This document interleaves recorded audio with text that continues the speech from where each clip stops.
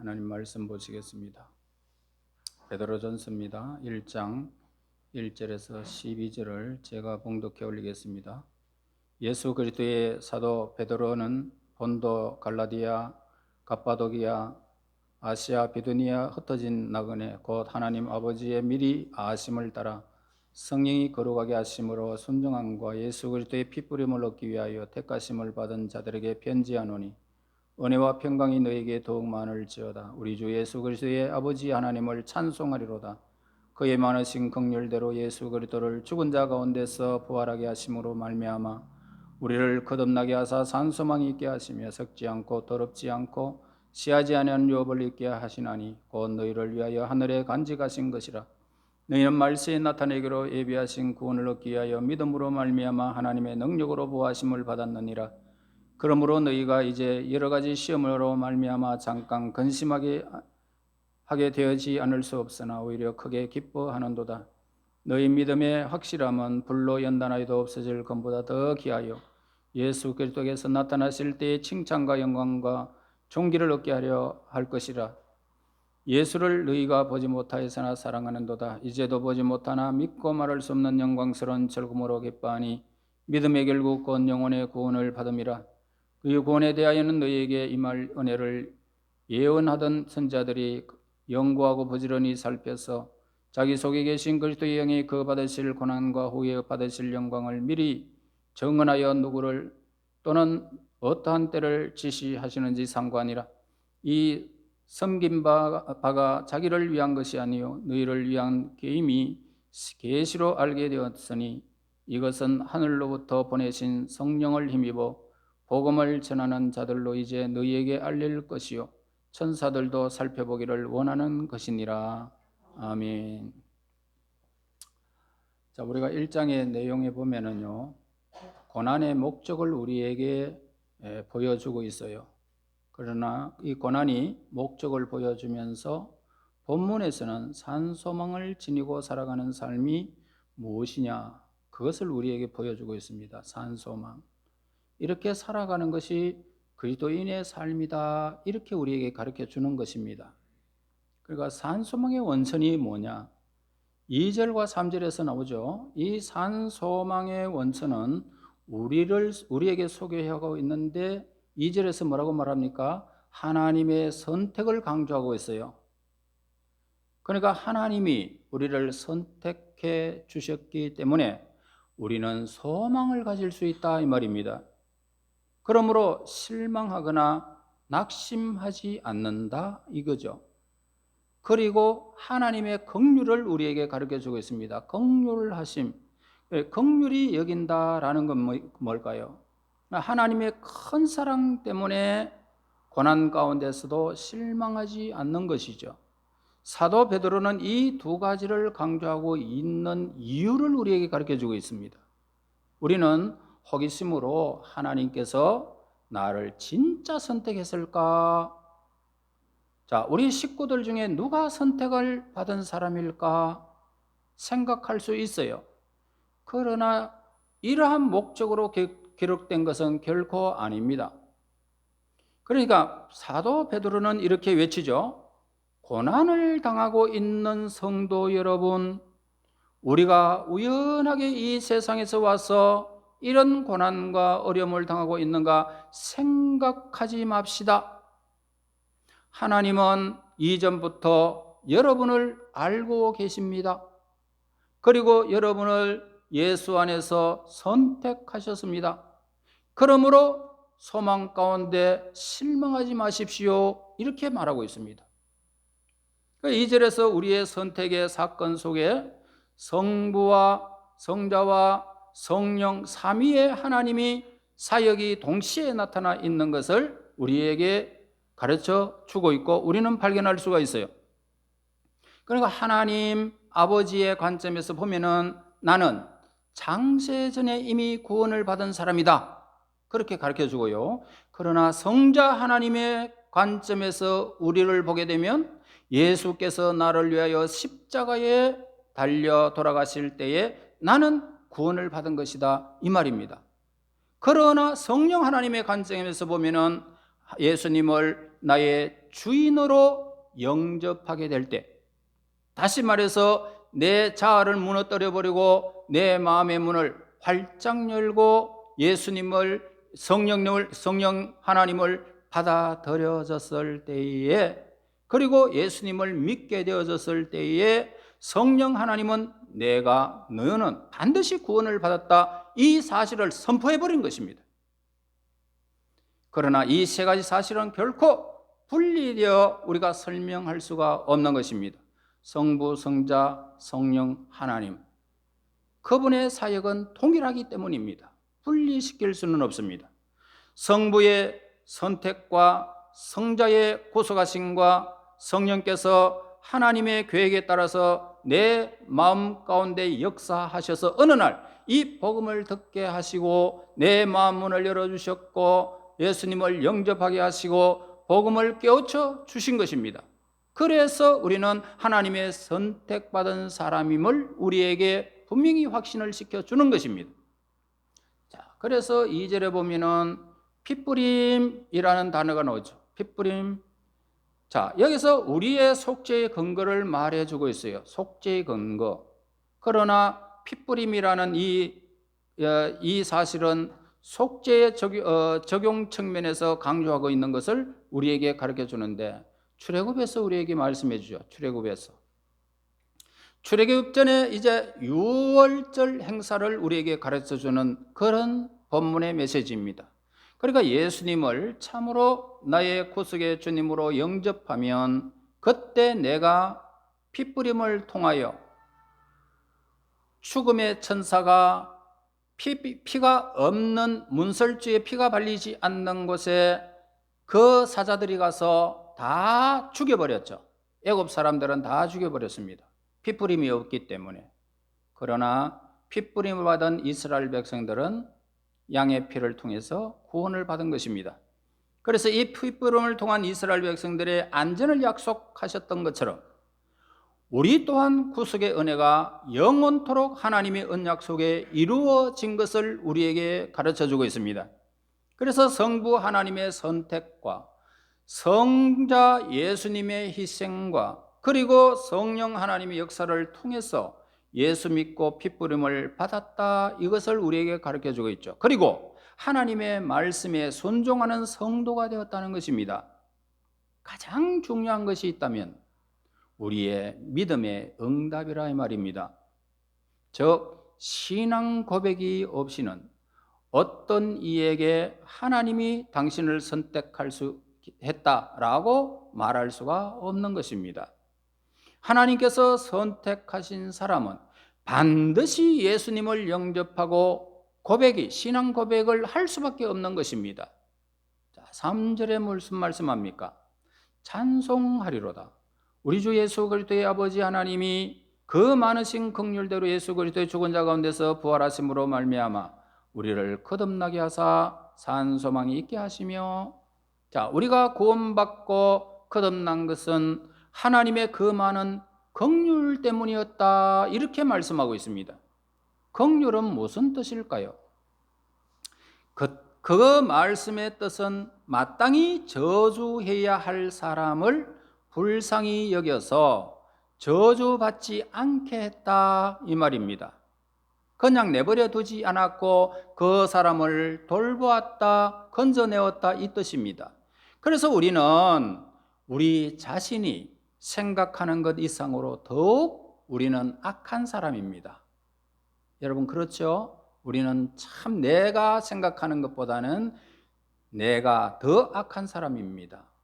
그리고 우리는 우리 생각하는 죄의 문제 이상으로 훨씬 더 죄에 오염되어져 있고 부패되어 있는 인간인 것을 고백하지 않을 수 없습니다.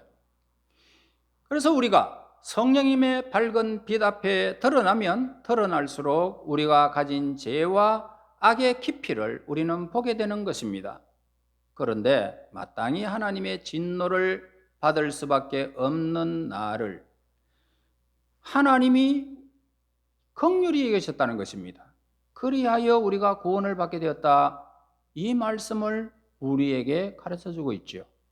그러므로 이 하나님의 긍휼히 여기는 사랑을 깨달은 사람은 어떤 역경 중에도 절망할 수가 없다는 것입니다. 긍휼히 여기시는 분은 끝까지 여러분들을 긍휼히 여기시기 때문입니다. 자, 제2차 세계대전 때 연합군이 드디어 독일을 점령했습니다. 저 유명한 지옥의 수용소 아우슈비츠, 이 수용소를 탈환하게 됩니다. 이 지옥 같은 수용소, 끔찍한 학대와 잔인한 고문과 비인간적인 억압에 시달려야 했던 이 수용소조차 이렇게 이 수용소의 이 벽 한 칸에, 그러니까 그 얼마나 고문이 많았겠습니까? 그래서 거기에 이렇게 서 있으면 하늘을 두루마리 삼고 바다를 먹물로 삼아도 하나님의 사랑을 다 기록할 수 없다는 그런 문구가 쓰여져 있었습니다. 그러니까 이 지옥 같은 수용소조차 빼앗아갈 수 없었던 하나님의 사랑에 대한 감사를 거기에 표해놨던 것입니다. 자, 이것이 우리의 구원의 원천이요 소망이라는 것을 가르쳐 줍니다. 하나님은 나를 선택하셨습니다. 그분이 나를 아셨고 그분의 품 안에 우리를 안아주셨던 것입니다. 무엇 때문에? 그 많은 긍휼대로 우리를 사랑하신 그 큰 사랑으로 우리를 살려주셨다는 것입니다. 이런 하나님의 긍휼, 하나님의 선택, 이것이 우리가 가지 살아있는 소망의 원천임을 우리에게 가르쳐주고 있는 것입니다. 그 다음에 산소망의 기초를 우리에게 또 가르쳐주고 있죠. 자, 우리의 산소망의 기초는 뭡니까? 한마디로 말하면 예수님의 죽음과 부활이라는 것입니다. 3절 보세요. 예수 그리스도를 죽은 자 가운데서 부활하심으로 말미암아 우리를 거듭나게 하사 산소망 있게 하시며 우리는 이 새 생명을 통해서 새 소망을 갖게 되었다는 것입니다. 고린도전서 15장 14절에서 그리스도께서 만일 다시 살지 못하였으면 우리의 전파하는 것도 헛것이요 또 너희 믿음도 헛것이며, 로마서 4장 25절에 예수는 우리의 범죄함을 위하여 내어줌이 되고 또한 우리를 의롭다 하심을 위하여 살아나셨느니라. 예수님의 부활의 필연성을 우리에게 가르쳐주고 있지요. 왜 죄를 용서해 주셨을까? 그것은 나에게 의의 옷을 입혀주시기 위해서 오늘 예수님이 피 흘려 주신 것입니다. 그래서 예수님은 살아나셨죠. 살아나신 것은 우리가 산소망의 기초가 된다는 것입니다. 자, 그 다음에 산소망의 시작은 언제부터냐? 이걸 우리에게 가르쳐주고 있죠. 자, 3절에서 뭐라고 말합니까? 거듭남으로 시작되었음을 우리에게 알려주고 있어요. 거듭남으로. 자, 우리가 예수님을 영접한 그 순간부터 산소망을 갖기 시작했다라고 기록하고 있어요. 우리가 이 세상을 육체를 가지고 태어날 때에 우리는 어떤 상태로 태어나고 있느냐? 소망이 없는 상태로 우리는 응애하고 빚덩이채로 죄악의 덩어리로 태어나는 것입니다. 그때 1장 24절에 보면 모든 육체는 풀과 같고 그 모든 영광은 풀의 꽃과 같으니 풀은 마르고 꽃은 떨어지되 마르는 풀처럼 시들어가는 꽃처럼 그것이 우리의 삶의 모습의 전부였음을 우리에게 가르쳐주고 있습니다. 이것이 예수님이 없는 삶의 모습으로 가르쳐주고 있죠. 그런데 우리가 언제 소망을 갖기 시작했느냐?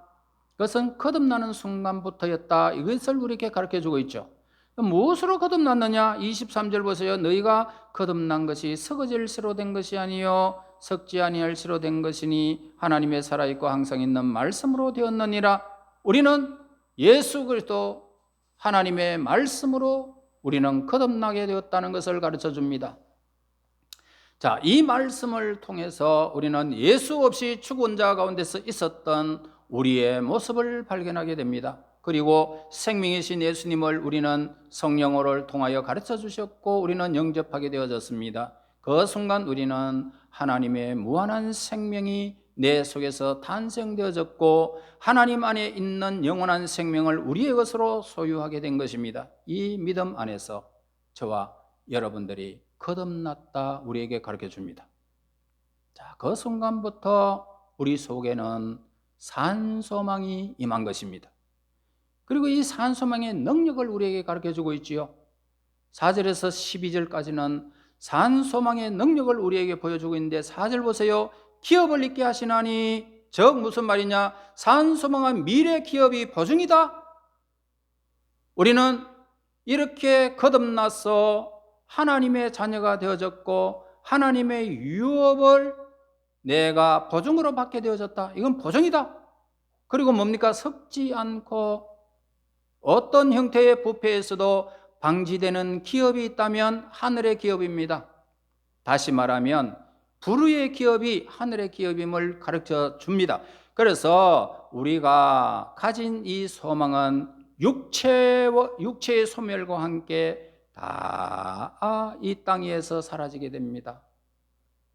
그러나 더럽지 않고, 이 말은 본래 불에 타지 않고 이 말입니다. 혹은 다른 색깔로 염색되지 않는다, 이런 뜻입니다. 더럽지 않고, 그러니까 결코 우리의 기업은 변할 수 없는 것이다. 하나님께서 우리를 위해서 예비하신 기업은 불변의 기업이다, 이 말입니다. 씨하지 아니하는 인간이 자랑하는 모든 아름다움은 다 순간순간 다 지나갑니다. 새 것이 어디 있습니까? 아무리 비싼 것도 자꾸만 세월이 지나가면 별 볼 일 없습니다. 다 지나갑니다. 그러나 하나님의 나라의 기업은 새하지 아니하는 찬란한 영광을, 그 불멸의 아름다움을 영원히 간직할 기업을 우리에게 가르쳐 주고 있는 것입니다. 9절 보세요. 믿음의 결국 곧 영혼의 구원을 받음이라. 결국에는 우리가 구원을 받는다는 것입니다. 그러나 그것은 아직 완성되지 않는 기업을 말합니다. 우리가 하나님의 품에 안길 때에 구원이 완성되는 것입니다. 성경의 전체 주제는 뭡니까? 영광스러운 구원이 성경의 전체의 주제가 되는 것입니다. 자, 11절과 12절 보세요. 어느 시 어느 때를 지시하는지를 상고하니라. 이 섬긴 바가 자기를 위한 것이 아니요 너희를 위한 것임이 계시로 알게 되었으니 이것은 하늘로부터 보내신 성령을 힘입어 복음을 전한 자들로 이제 너희에게 고한 것이요 천사들도 살펴보기를 원하는 것이니라. 자, 구원의 진리는 천사들도 살펴보기를 원했던 영광스러운 진리다, 우리에게 그렇게 주고 있죠. 자, 이 구원의 진리를 하나님은 선지자들을 통해서 나타내셨습니다. 그래서 선지자들은 장차 오실 구원의 주님이신 예수님을 증거했던 것입니다. 그 예언했던 예수님은 오셨고 그 예수님은 믿음으로 우리가 구원을 받았습니다. 그리고 예수님이 다시 오실 때에 그 구원이 완성될 것임을 가르쳐 줍니다. 우리가 가진 이 산 소망은 우리가 장차 하늘나라에 가서 영원한 기업을 누릴 것이라는 보증이며 구원의 완성으로 나타날 것입니다. 이것이 미래에 대한 산 소망의 능력을 우리에게 가르쳐 주고 있습니다. 그리고 우리의 산 소망은 현재라는 시간 속에서 어떤 능력을 지닐 수 있을까? 5절 보세요. 너희가 말세에 나타내기로 예비하신 구원을 얻기 위하여 믿음으로 말미암아 하나님의 능력으로 보호하심을 입었나니. 자, 구원받은 성도는 하나님의 능력으로 보호를 받는다, 이렇게 가르쳐 줍니다. 자, 어떤 그리스도인들이 구원을 받았다가 잃어버릴 수 있다라고 그렇게 말하는 사람들도 있습니다. 누가 우리를 구원하셨을까요?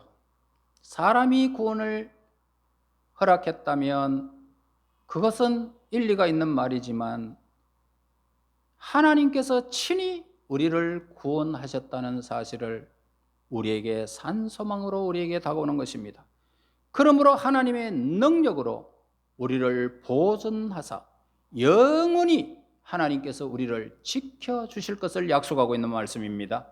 여러분, 우리는 예수 안에서 새로운 피조물이 되어졌습니다. 하나님의 자녀가 된 우리는 그분의 능력으로 보호를 받고 그분의 능력으로 우리의 삶은 지속될 것이고 영원히 그 나라의 기업을 잇는 그 순간까지 우리는 그분의 인도를 받을 것을 확신하는 산소망이 있습니다. 6절에서 7절 보세요.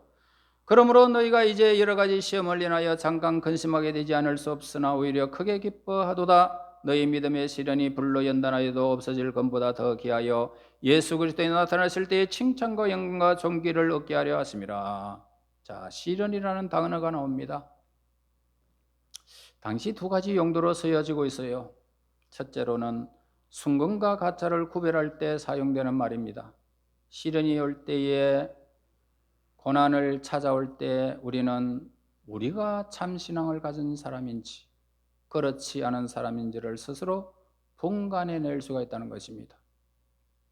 시련이 올 때 가짜 그리스도인들은 뿔뿔이 흩어진다는 것입니다. 도망가 버립니다. 예수님과 상관없는 사람들은 그렇게 자초하여 흩어지는 것입니다.